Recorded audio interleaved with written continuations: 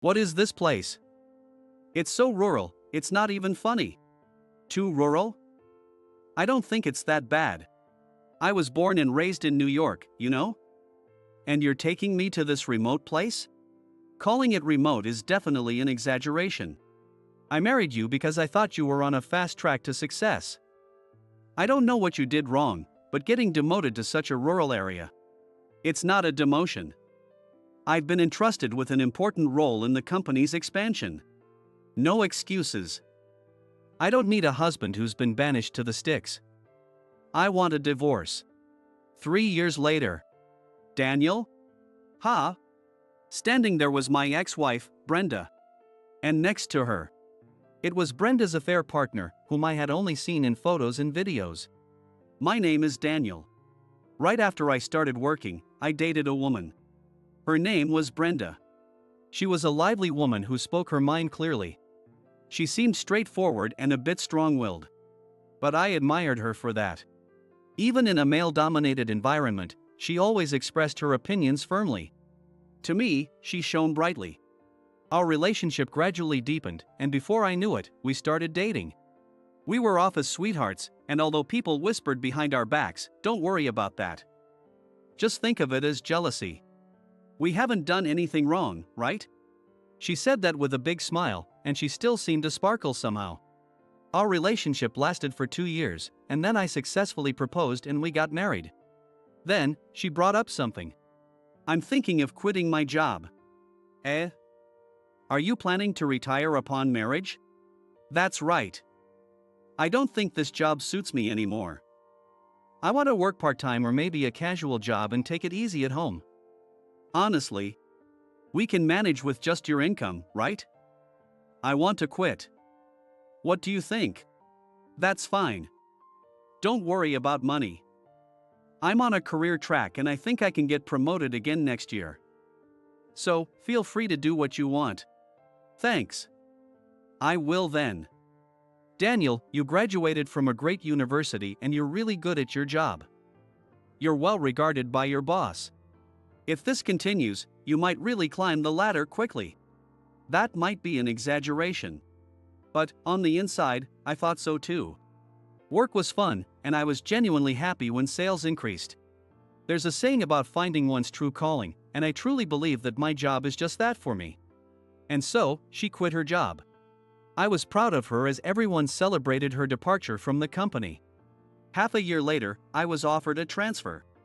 The new location was at the headquarters, still in New York. When I told her, she exclaimed, "You're finally working at the headquarters. That means you're definitely on the fast track now. Keep earning more and more. Oh, by the way, our wedding anniversary is next month. How about we go on a trip abroad?" I can't just take leave next month. How about 3 months from now? For our anniversary, let's go to a fancy restaurant instead. Ah. If you can't do next month, I'm going to go on a trip abroad with my friends. What? I want to go soon. I can't wait 3 months. I'll buy you lots of souvenirs. Wait a minute. Weren't we supposed to go out together for our anniversary? Why are you planning to go with your friends?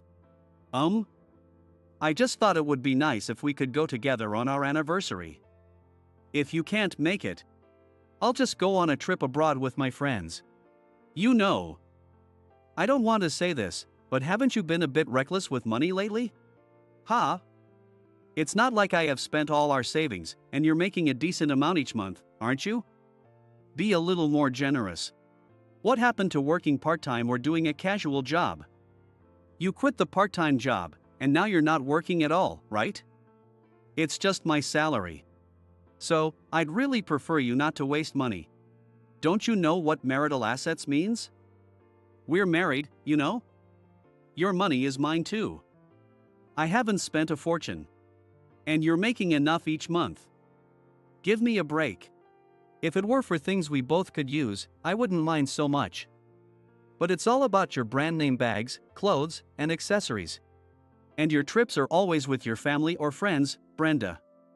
If you're going to spend money, I wish it included activities that we could both enjoy together. You are busy with work right now. I'm trying not to get in your way. Plus, you tell me to get a job. But do you understand how tough it is to work part-time or casual jobs? It's not like being a full-time employee, you're treated like a pawn. It's really uncomfortable and stressful. But I want to save for our future too, maybe for when we have kids. Kids? I don't really think about having kids. Is that so? Before we got married, you talked about wanting 2 kids, so I just assumed. People change their minds. I've given it a lot of thought, and if we had kids, it would just mean more unnecessary expenses.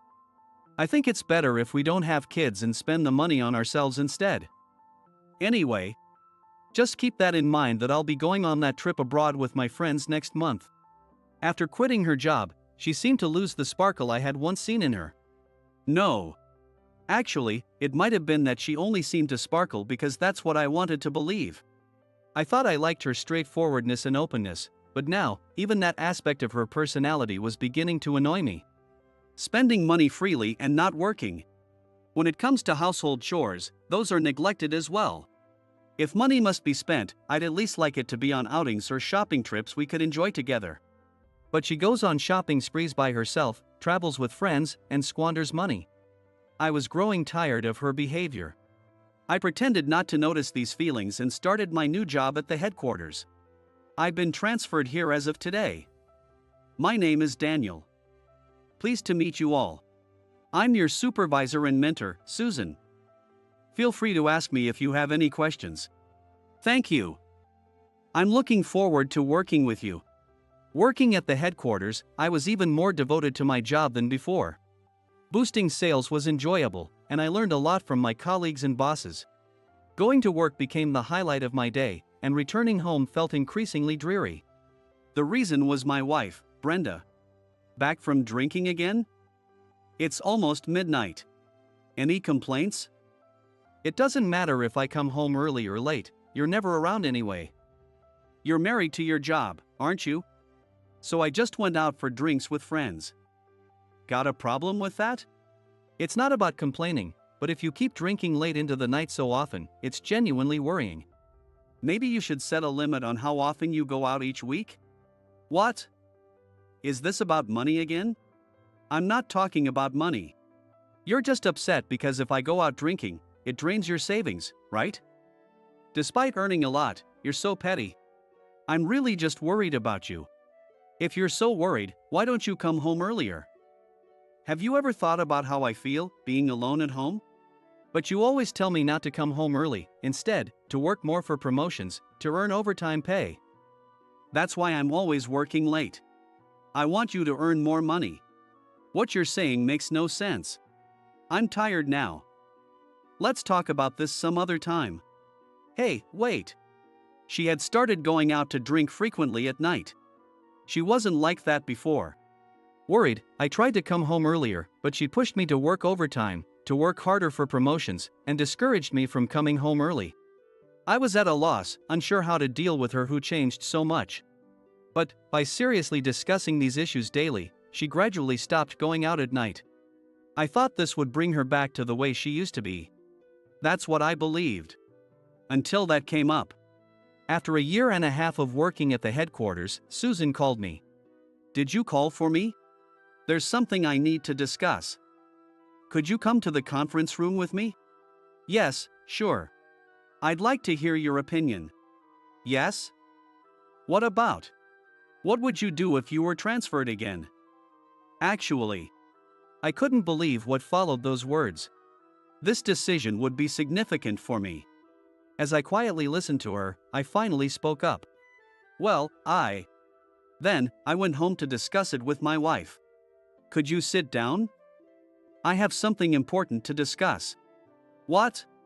Just sit down, please. Ugh. Fine, I'm sitting. What is it? Actually, there's a possibility of another transfer. Another transfer? Wait a minute, you've only been at the headquarters for just over a year, right? And another transfer now? Yes, but this transfer is significant. But you're currently working at the headquarters, right? A transfer from there means you're off the career track. No. That's not it. Calm down and listen. Until now, our company has only had offices in major cities like New York, Los Angeles, and Boston. They've decided to expand into new locations for business growth. Where to? It must be a decent-sized place, right? How far from New York? It's going to be about 620 miles away. What? Wait a minute. A transfer to such a place is unimaginable. You mean off the career track and into the boonies? It's not exactly a countryside, but compared to New York, well, it's not exactly urban. Do you have a rough idea of the place? Show me. I pointed to the general location on my smartphone's map app. What is this place? It's too rural, it's not even funny. Too rural? I don't think it's that bad.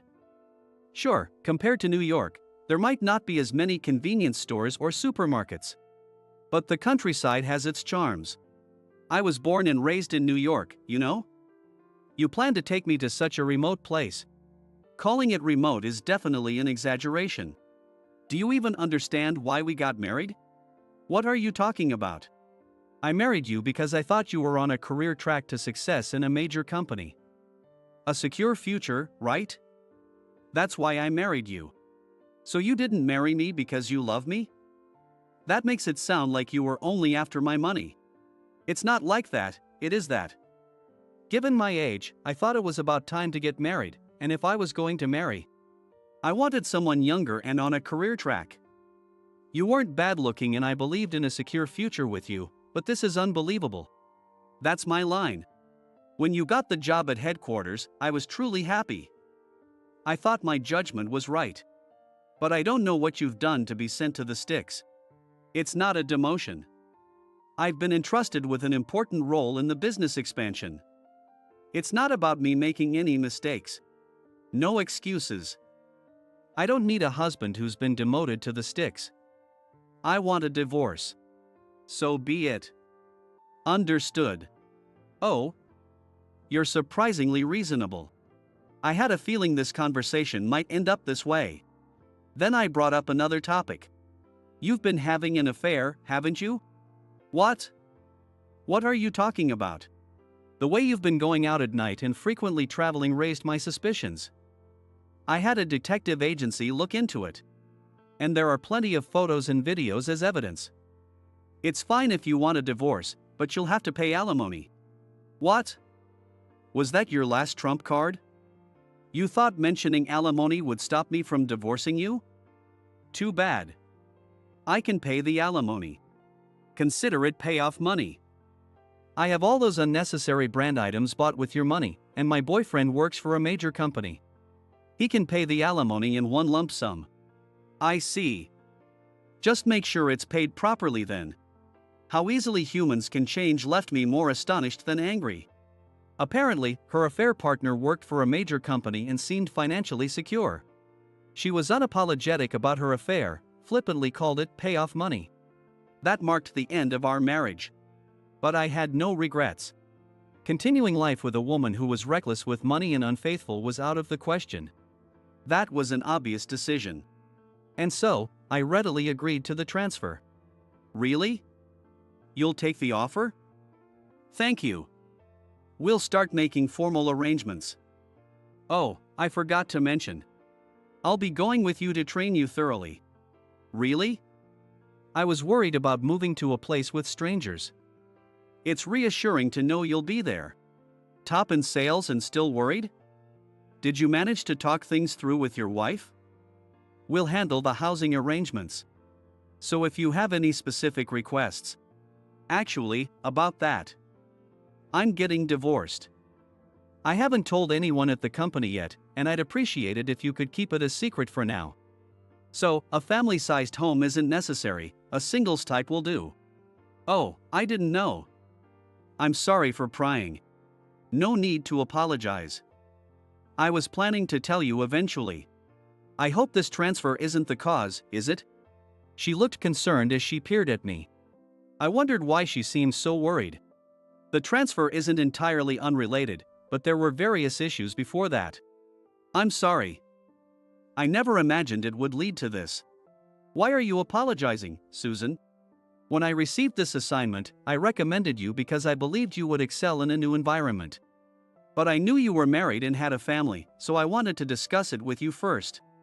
Thank you for your concern. But really, don't worry. The transfer is hardly related at all. Is that so? Then I'll take your word for it. I have high expectations for you as a subordinate. Yes. Afterward, I busied myself with the preparations for the move and the divorce proceedings. My wife moved out quickly and apparently started living with her affair partner. And the affair partner had paid the alimony in one lump sum. He really must be doing financially well. The smirking smile of Brenda flickered through my mind, and I shook my head. There's no point dwelling on it. I don't regret the divorce, and this was for the best. I moved and threw myself into my new job. The work there was challenging. Unlike before, where a foundation was already set, here I was part of building it from the ground up. It was fun and fulfilling, though often tough. Are you done with work? Want to go for a drink afterward? Yes. I was actually thinking of having a drink today. I'm pretty tired. Recently, Susan and I occasionally went for drinks after work. In a land where I had no family or friends, it was genuinely nice to have someone to drink with. Good job today. Thank you. You really work hard, don't you? People around here are surprised. They say working with you is motivating. Really? I didn't know anyone felt that way around me. Maybe they're too shy to say it? Everyone says seeing you work hard makes them feel like they can't lose. That they have to push themselves harder too. You have a knack for sales, but you also have a charisma that draws people in. Is that so? I'm a bit embarrassed to hear that.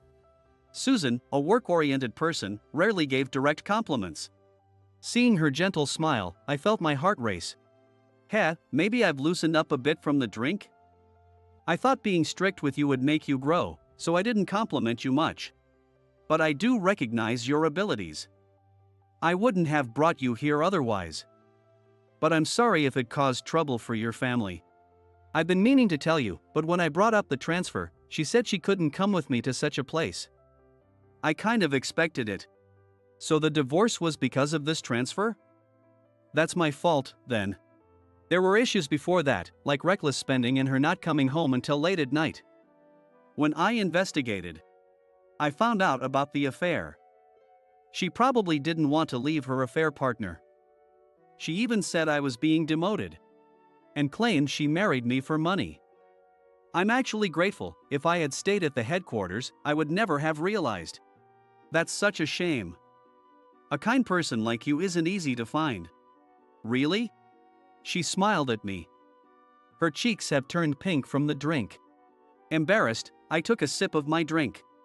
From then on, working hard while occasionally drinking with Susan became a joy in my daily life. And before I knew it, 3 years had passed. That day, I had the day off and was at a high-end restaurant. Arriving a bit early, I took my seat and waited for someone. Just then, it happened. A familiar voice called out my name. Is that you, Daniel?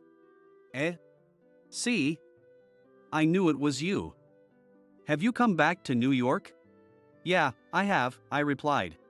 Standing there was my ex-wife, Brenda, and beside her, the man I had only seen in photos and videos, her affair partner. Oh, what?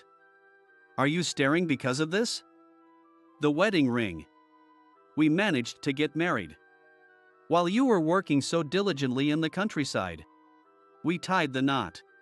That's good for you, I responded. Don't you have anything else to say? How does it feel? Abandoned by me, living a miserable life with nothing but your work? Are you even okay coming to such an expensive place? You don't have money, do you? After all, you were demoted and sent to the countryside. I keep telling you, I wasn't demoted. There's no need to lie. You always had too much pride. Brenda's husband smirked beside her. What a vulgar laugh. I thought to myself. Just then, the person I was waiting for arrived at the table. Sorry to keep you waiting.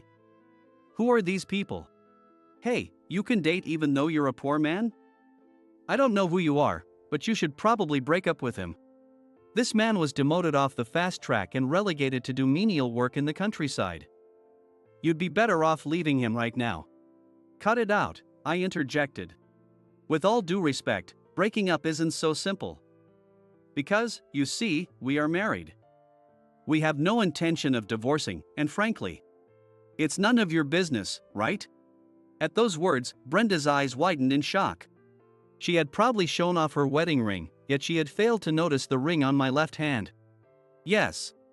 In the 3 years since we parted, a lot had changed for me. I had married Susa N. And I had returned to New York. I put my arm around Susan's shoulder and greeted them cheerfully. This is my wife. Any problem with that? I never thought you'd remarry. It must have been tough finding a woman in the countryside. You keep looking down on the countryside, but what's so great about the city? Whatever. You wouldn't understand anyway. Besides, my husband is much wealthier. Right? Pleased to meet you. I'm Tyler, married to Brenda. I don't know what you did, but being dumped by your wife and sent to the countryside must have been tough. I couldn't have endured it. People who cheat aren't worth staying married to, I retorted. Hey, why don't you tell them where you work? They'd be shocked. Daniel's company might be big, but after all, he was sent to the countryside. I bet the salary is not that big. I'd rather not boast, it seems pitiful. But if I must, I work at Company XX. Oh? That company? Susan and I exchanged glances. Misinterpreting our surprise, the two of them laughed joyfully. Susan, who knew about my ex-wife, looked utterly baffled. It felt like her eyes were asking, why did you ever marry someone like that? I awkwardly avoided her gaze. Are you okay working there? Huh? What do you mean? Surprised because it's such a large company? I probably earn 3 times your salary. Please, stop with the sour grapes. Just because your husband can't earn much doesn't mean you should be envious. I'm not saying this out of jealousy. But aren't your company's performances declining? It's well known in our industry. Your turnover rate is skyrocketing, isn't it? I understand how you feel, though. What? You're making stuff up. There's no way your performance is declining, right? Right? Tyler's eyes widened in response to our words. His face expression seemed to ask, how do you know that? Brenda appeared uninformed and flustered. It was well known among us that XX Company, despite being a major corporation, had been gradually declining in performance. Amidst this downturn, an executive scandal came to light. Apparently, there was embezzlement by a senior executive. This caused the company's performance to drop further, and worried employees began leaving one after another. Yet, despite these issues, he boasted proudly. Likely assuming all was well simply because it was a major company, a typical attitude of someone who's just a regular employee. If I were in his position, I'd be worried enough to consider leaving the company. Moreover, in such a state, it would be difficult to brag about the company. Sure, it's a major corporation, but isn't it in quite a challenging situation right now? It's fine. It's a major corporation, it won't go under. Sure, our performance has dipped, but it will bounce back soon. Being a major corporation doesn't mean it can't fail, right? There are numerous precedents. Even if it doesn't go bankrupt, it could end up being absorbed or merged. What? Really? You said there were no problems and that work was going smoothly. Just relax. There's nothing for you to worry about. I've got it under control. Under control? Maybe the reason we can't go on trips lately and you haven't given me any money is because of this. You haven't shown me the bank account either. We're saving properly, right? It's fine. Even if we spend all our money each month, there's the bonus, and we'll start saving properly from now on. Wait, you mean you've been spending all our money each month?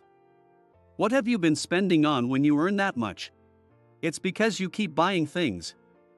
Most of my money goes to paying off the credit card bills you rack up. I can't believe this.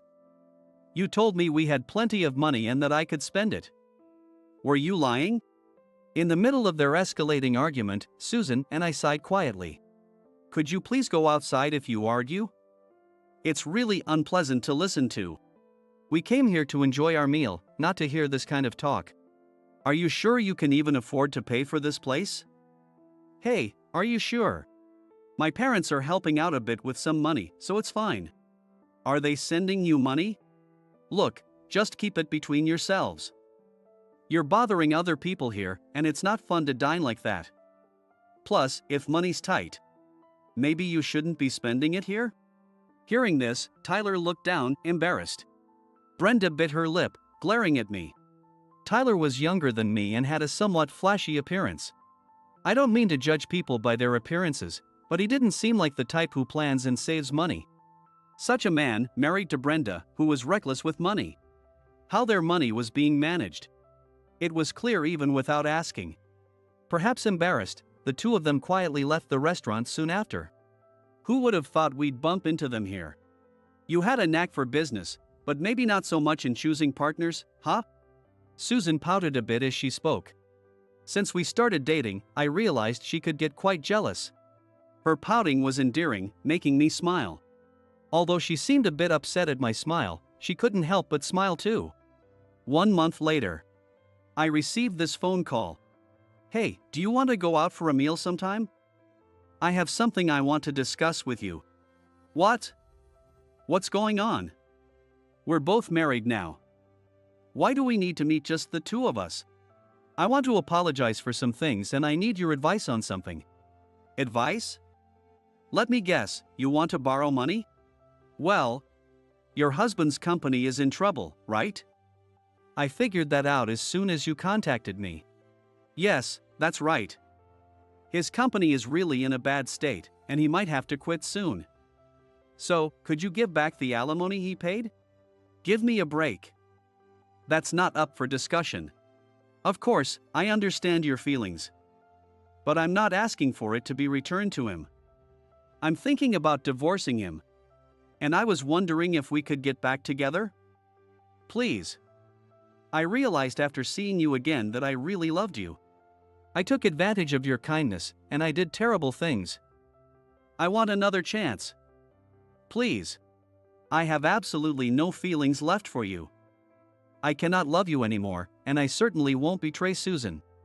But you answered my call. Doesn't that mean you still like me? What are you talking about? I had deleted your contact, so I didn't recognize the number. I was naive. I'll make sure to block you now. Wait a minute. At that moment, Susan snatched the phone from my hand. I hadn't noticed her listening in, but before I knew it, she had come up behind me. Could you please stop bothering my husband? He's too good for someone like you, who only sees money. If you cause him any distress, I will confront you fully. What are you talking about? If you harass or stalk him, I will consult my brother. He's a lawyer, so he can help us if needed. Oh, I'm sorry. I won't contact him anymore. I appreciate that. I have no intention of giving him up, and I certainly won't hand him over to someone who can't appreciate his worth. Please never appear before him again. Yes. I'm sorry. The call was then quietly ended. I immediately set the number to be blocked on my phone. Susan is usually gentle, but she gets strong when she switches to work mode. This time, she was like in her work mode. I'm sorry for acting impulsively. But I've heard about your ex-wife from you, and I couldn't hold back. Thinking about how she made you suffer. I'm really happy you got angry for me. I truly love that about you.